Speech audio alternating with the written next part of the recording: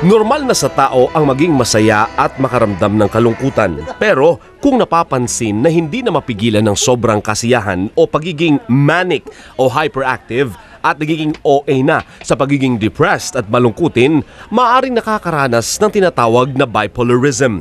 Ang pagiging bipolar ay isang uri ng mental illness na kilala sa dating tawag na manic depression o yung pabago-bagong ugali na sobrang high o saya at sobrang lungkot at mababang pakiramdam sa sarili. Ang main characteristic niya, yung extremes of moods, no?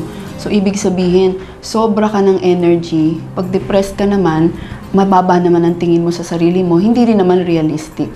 Maaring mamana ang pagkakaroon ng bipolar pero kadalasan nagtitrigger ng atake ang pag-inom ng alak, paggamit ng ipinagbabawal na gamot at hormonal imbalance.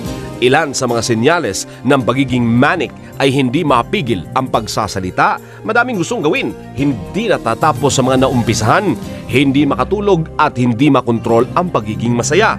Kung depressed naman, ay hindi makontrol na kalungkutan at madalas na pag-iyak. Early detection, kailangan ma-recognize nila, unang-una walang control, pangalawa, hindi na sila komportable. So pagka napansin nila na ganun, kailangan pumunta na sila sa isang mental health professional, psychologist, psychiatrist, para ma-assess, abnormal na nga ba ito? Dapat magkaroon ng healthy lifestyle ang isang bipolar, umiwas sa stress at mag-aral ng stress management techniques. Maaari namang bumalik sa normal ang pasyente kung regular ang pag-inom ng gamot at follow-up check-up. Mahalaga rin ang suporta at pangunawa ng pamilya kung nakakaranas ng manic depression o bipolarism ang isang tao para hindi na lumala ang kondisyon.